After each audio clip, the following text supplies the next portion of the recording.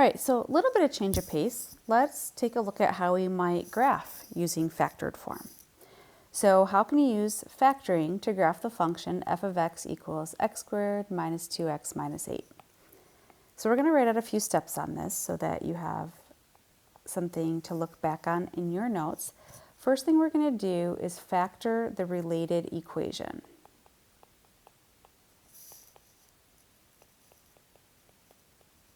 And the reason why we say related equation is because right now it's a function, f of x equals this. So what the related equation is if we replace the f of x with 0 equals x squared minus 2x minus 8, and now we have a related quadratic equation that we can solve. So we're going to factor this. Let's take a look. Our x squared does not have a number with it, it's just x squared, so we can find factors of negative 8 that add up to negative 2. Those factors are going to be a negative 4 and positive 2. So we're just going to write x minus 4 times x plus 2. Zero product property lets us set each factor equal to 0. So x minus 4 equals 0, x plus 2 equals 0. You guys you probably have already started solving these in your head. I've been showing all the steps, but once I have my equations equal to 0 written, we can say x equals 4 and negative 2. You can picture how we would solve those. So what we want to remember is that when we solve a quadratic equation for x, how that relates to a graph is we just found the x-intercepts. So next we're going to plot those x-intercepts. We know that x is a positive 4, so we'll plot the point at positive 4. And x is also a negative 2, so we plot the point at negative 2.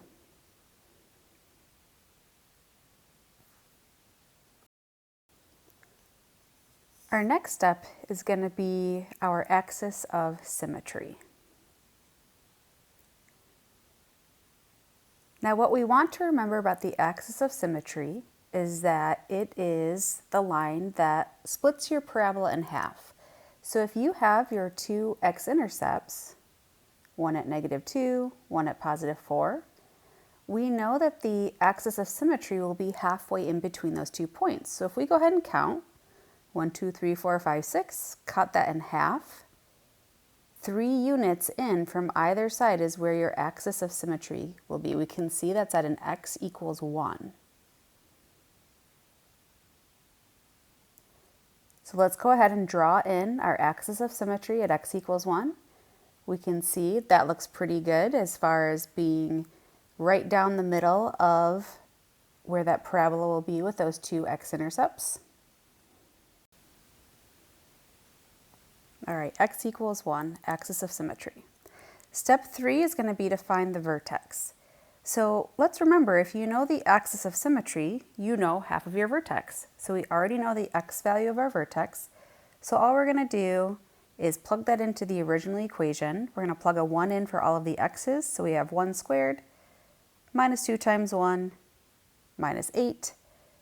Plug that into your calculator exactly as we wrote it with the parentheses, and we get a negative 9. So then we go back to our graph and we can plot our vertex at 1, negative 9.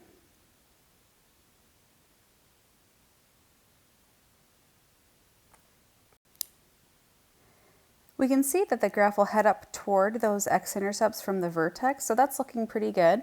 Our a value was a positive 1. This parabola we're drawing is going to open up, so everything's matching. Our fourth step is going to be our graphing pattern. So we look, our a value is a positive 1, so we have our 1, 3, 5 pattern. And now we can go back to our vertex and graph our pattern. From the vertex, you go up 1 over 1, up 3 over 1. When we go up 5 over 1, we're actually hitting that x-intercept. So that won't happen every time, but everything's working out nicely. We can feel good about our parabola. We can reflect those points on the left side or just do the pattern going up 1 but to the left, up 3 to the left, up 5 to the left. Go ahead and draw in. Hopefully you guys draw a little bit better than me, but there is our parabola. All right, so we're going to try another one. This time our function is f of x equals 2x squared plus 5x minus 3. So we're going to follow the same steps we did before. First step, we're going to factor the related equation. Replace your f of x with 0, so we have 0 equals 2x squared plus 5x minus 3. So what we notice is that our a value is 2. First check, can we factor or divide out a 2 from every single term? That would be great, but we cannot, so we are going to factor this with a box. Anytime your a value is not equal to 1, we factor using the box. So here we go, we'll set up our box. Remember that first term 2x squared goes top left. Last term negative 3, bottom right. And now we're going to do our a times c. So 2 times negative 3 is negative 6. And we need factors of negative 6 that add up to a positive 5. So factors of negative 6 that add up to a positive 5, I think it's going to be a 1 and a 6. And if we make the 1 negative so that they multiply to negative 6, negative 1 plus 6 will add up to 5. So that's what we want. We're going to put a negative 1x and a positive 6x. Does not matter which square you put those in. Now we're just going to take the GCF out of each row and each column. So 2x squared minus 1x. These just have a GCF of x. Whatever your leading term is, so the 2x squared is positive, I want a positive GCF. Down here, 6x minus 3, this leading term is positive, so I want a positive GCF. Let's see, we can just factor a 3 out of those terms. Now up here, 2x squared and 6x, we can factor a 2x out. And then negative 1x and negative 3, they just have a 1 in common, but we're going to make that a negative 1 because our leading term was negative. Now let's do our quick 10-second check.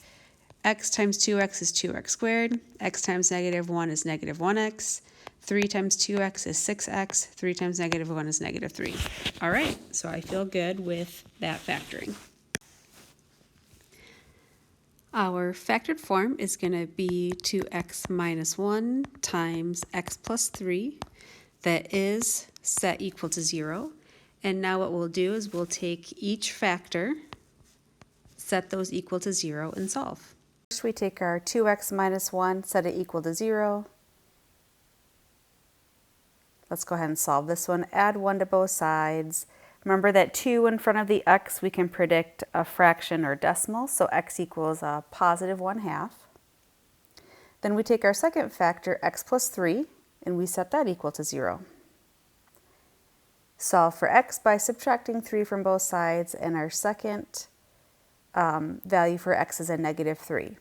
So those are our two x-intercepts. So we go back to our graph, and we can plot those right on the x-axis. Positive 1/2 and negative 3. All right, step 2. We're going to find the axis of symmetry. So if we look back at our graph, we'll notice that because of that 1/2, it's a little tricky to figure out exactly where halfway between is. It's not as easy to count in to find a halfway mark. So we can find what's halfway between 1/2 and a negative 3 mathematically. If we just take the two numbers, 1/2 as 0.5, add the second number plus negative 3 and just divide by 2, that will tell us what value is halfway between those two. So 0.5 plus negative 3 is negative 2.5, divided by 2, we get a negative 1.25. So our axis of symmetry is x equals negative 1.25. We're going to draw that in, and it'll be, as best as we can do. It's a 0.25, so we'll just estimate where that is. It's hard to get super exact on a graph. So here we have a -1, and then about a quarter of the way further than that, our axis of symmetry of x equals -1.25. All right, step 3, find our vertex. So again, we know half of our vertex is -1.25. So all we do is we take that, we plug it into our function for all of the x's, and that will give us the y coordinate of our vertex.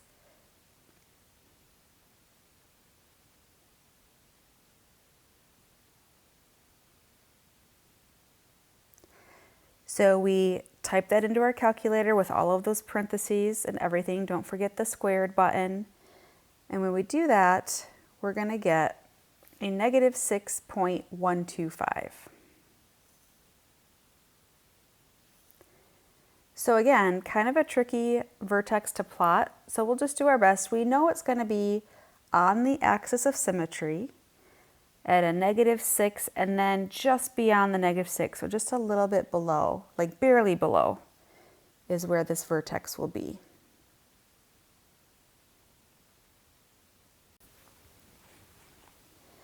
All right, we're going to finish this up with step 4, our graphing pattern. So we look at our function to find the a value. Our a value is equal to 2. So we take 2 times the 135, and our graphing pattern is going to be a 2, 6, 10 pattern. So we'll just do as best we can, sketching where this is. It's not going to be super exact, but from our vertex, we're going to go up 2 units.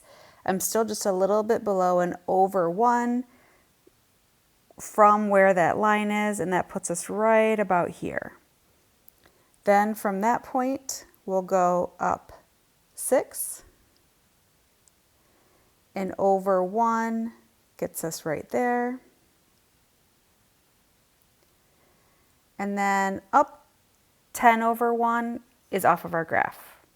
But it's all lining up. We can see, it might not be super perfect because these were some tricky points to plot, but all of those points on the right side work out. So now let's get the points on the left. We'll go up 2 to the left 1, up 6 to the left 1. That puts us right there. And we will draw on our graph.